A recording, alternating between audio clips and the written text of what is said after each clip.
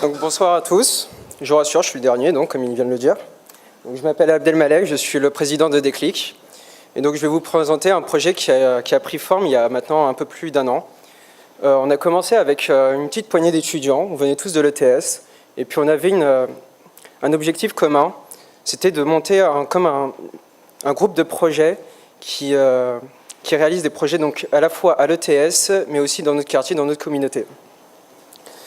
Donc, la meilleure façon de définir Déclic aujourd'hui, c'est comme un incubateur de projets citoyens qui vise à apporter une amélioration concrète et durable auprès de la communauté. On a décidé également de mettre l'innovation et la créativité au centre de notre processus de travail, puisque c'est avec des idées qui peuvent paraître assez folles au départ, qui permettent de faire émerger des projets qui sont tout à fait concrets et réalisables.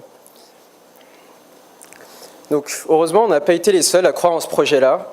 C'est grâce au Fonds de développement durable et au Bureau de développement durable aussi, au fond, pardon, on a pu créer ce club et le faire continuer jusqu'à aujourd'hui.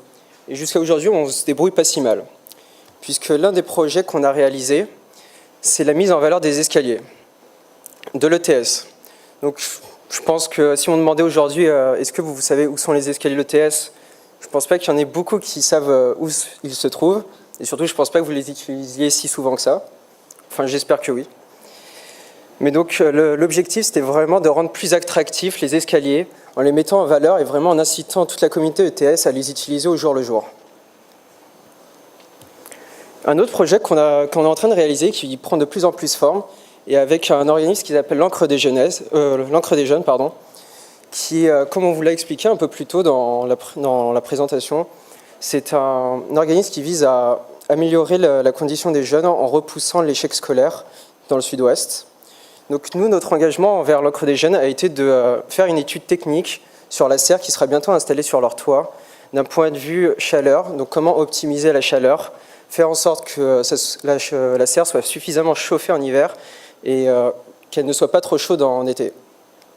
Et aussi d'un point de vue irrigation, c'est-à-dire comment apporter de l'eau en quantité suffisante et constamment dans la serre, sans développer énormément de moyens d'installation, puisque vraiment l'un des objectifs qui a été mis en avant, c'était que la serre doit facilement être implémentable et utilisable.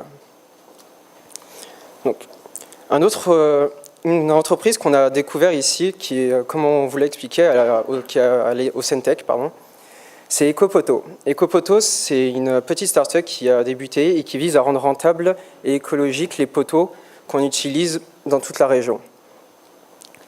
Et on a travaillé avec eux et avec des étudiants afin de les aider à les développer et à se faire connaître et vraiment à avoir une rentabilité plus importante. Donc on a proposé à cette entreprise de partager leurs informations, d'être plus ouverts vers des étudiants.